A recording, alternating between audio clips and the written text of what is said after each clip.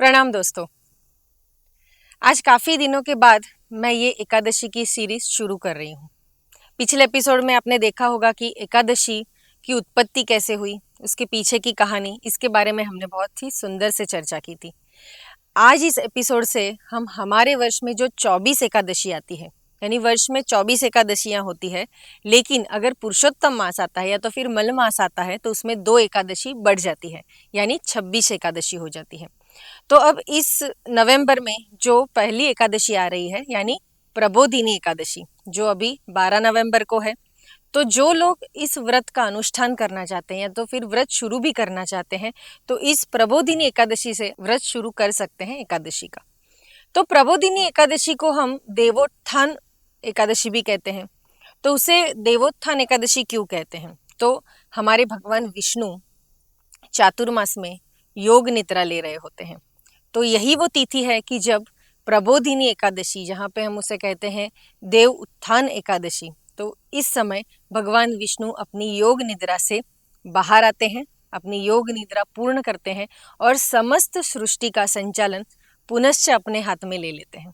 और इसी मुहूर्त से अगर आपने देखा होगा कि अच्छे शुभ कार्य, यानी जैसे शादी है या फिर कोई होम हवन है या कोई अच्छा धार्मिक अगर हम कोई कार्य करना चाहते हैं, तो इस तिथि के बाद हम ऐसे शुभ मुहूर्त देखना शुरू कर देते हैं। तो इस दिन तुलसी विवाह भी होता है। तो आप सभी को पता है कि तुलसी विवाह का भी एक महत्व है, सब लोग अपने घर में तुलसी विवाह करते हैं। लेकिन इस एकादशी में हमें क्या करना चाहिए? क्योंकि बहुत सारे लोगों को मैंने देखा है कि वे एकादशी का व्रत तो करते हैं, लेकिन हर एक एकादशी में अपना एक महत्व है और उस दिन हमें कैसे पूजा अर्चना करनी है, कौन सा भोग लगाना है, कैसे हमें उसका आचरण करना है, इस नियम के बारे में, इस आचरण के बारे में कुछ विवंचना में लोग रहते हैं। तो आप जब ये वीडियो देखेंगे तो आपको इसमें पूरी जानकारी आपको मिलने वाली है कि हर एक एकादशी कैसे की जाती है। तो देखते हैं प्रबोधिनी एकादशी हम कैसे कर सकते हैं। तो प्रबोधिनी एकादशी के दिन हमें क्या करना है? तो सुबह उठ के अच्छे से स्नान करना है। इसके नियम क्या है? तो द्वादशी यानी एकादशी के अगले दिन से ही जो भक्त चाहते हैं एकादशी का व्रत करने के लिए, तो उसका आचरण, उसके नियम का पालन हमें दशमी से ही शुरू करना है। तो क्या नियम है? तो उस दिन हमें लहसुन नहीं खाना है, प्याज नहीं खाना है और अच्छी विचार करने हैं, मांसाहार नहीं करना है। जो लोग मांसाहार करते होंगे तो उसको उस दिन त्यागिए। दशमी के दिन आपको ये सारी चीजें नहीं करनी है। दूसरे दिन एकादशी के सुबह आपको जल्दी उठना है, स्नान करना है। अगर आपके घर में भगवान विष्णु की प्रतिमा है और माँ लक्ष्मी की भी अगर प्रतिमा है, तो इन दोनों की प्रतिमा को आपको अच्छे से उसकी पूजा करनी है।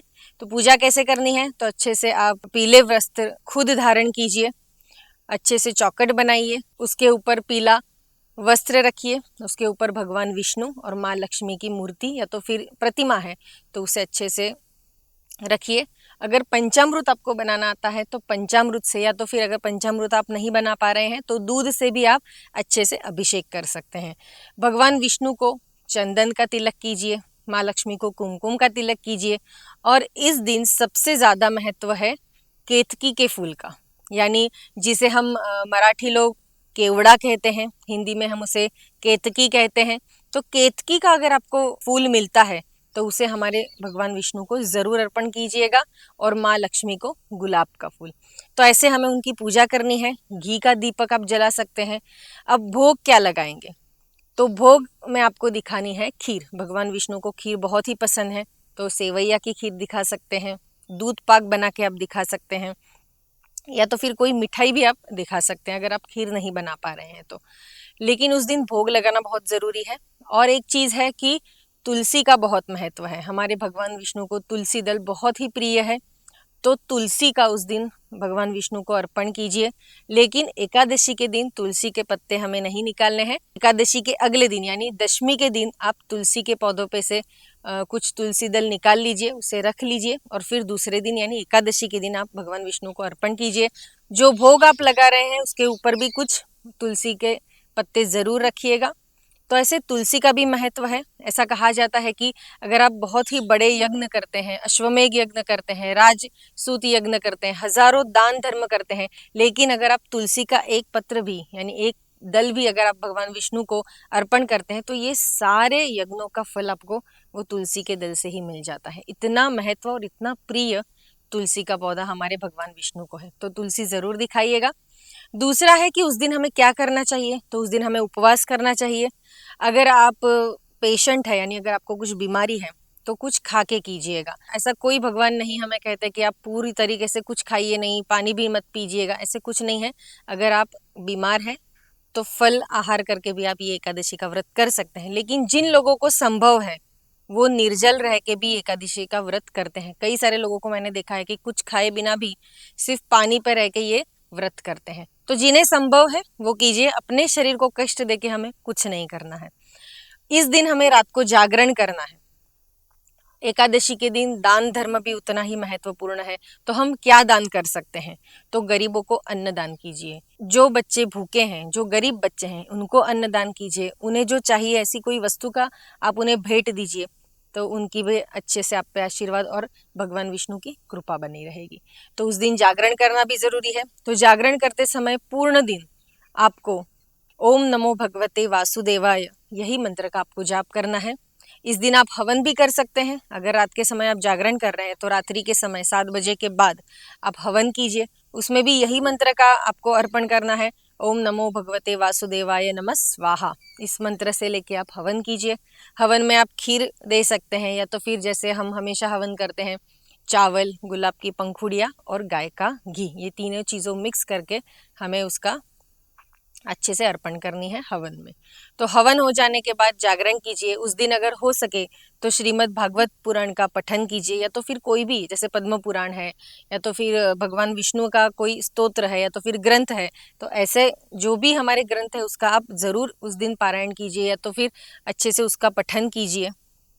रात्रि पूर्ण जागरण होने के बाद अच्छे से भजन बोलने के बाद भगवान विष्णु को, अगर आपके पास शंख है, शंख भी बहुत ही प्रिय वस्तु है भगवान विष्णु जी की, तो शंख में पूर्ण पानी भरिए।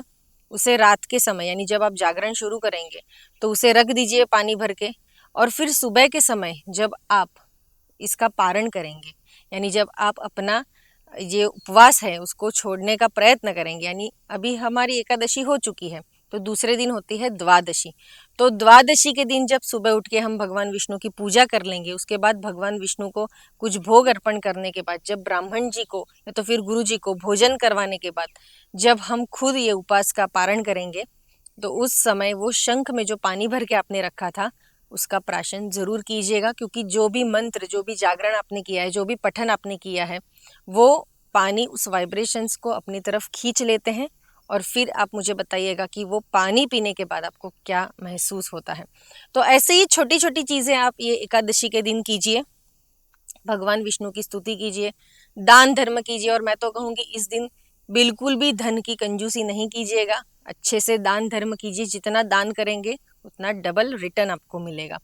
तो ये एकादशी हमें क्यों करनी चाहिए, इसकी बहुत छोटी सी एक मैं आपको चीज़ बताती हूँ कि ऐसा कहा जाता है कि जो चीज़ असंभव है, यानी जो चीज़ हमने कभी कल्पना भी नहीं की होगी कि ये चीज़ मैं पा सकता हूँ, या ऐसी कोई मनोवांछित फल आप पाना चाहते हैं, तो ये प्रबोधिनी एकादशी आपके लिए है। आप इसके ज़रूर अच्छे से एकादशी कीजिए और फिर आपको इसका फल कैसे मिलता है वो ज़रूर बताइएगा। पापों से मुक्ति पाने के लिए ये एकादशी की जाती है। जो लोग चाहते हैं कि उन्हें अच्छा वीर पुत्र प्राप्त हो, या तो फिर अच्छी कन्या रत्न प्राप्त हो, तो वो लोगों के लिए भी ये प्रबोधिनी एकादशी है, जरूर कीजिएगा। जो लोग एकादशी का व्रत शुरू करना चाहते हैं, ये प्रबोधिनी एकादशी से भी शुरू कर सकते हैं। तो ये चीज़ करने से होगी, अच्छे से कीजिए, नियमों का आचरण करके कीजिए, और शरीर को कष्ट देके कुछ नहीं करना है। ठीक है, तो ये प्रबोधिनी एकादशी, इसका व्रत आप कीजिए और आपको इसके क्या फायदे हो रहे हैं, कैसा अनुभव आ रहा है, ये हमें कमेंट बॉक्स में ज़रूर बताइएगा। तो मिलते हैं अगले एपिसोड में। ऐसे ही एक एकादशी के बारे में हम सुनने वाले हैं, उसके नियम, आचरण, क्या भोग लगाना है और कैसे उसका अनुष्ठान करना है। तो मिलते हैं अगले एपिसोड में। तब तक अगर आप नए हैं इस चैनल पे तो सब्सक्राइब ज़रूर कीजिएगा। अगर कुछ विषय पे बात करना चाहते हैं तो व्हाट्सएप का जो क्रमांक दिया है उसके ऊपर मैसेज डाल सकते हैं, कमेंट बॉक्स में लिख सकते हैं। धन्यवाद।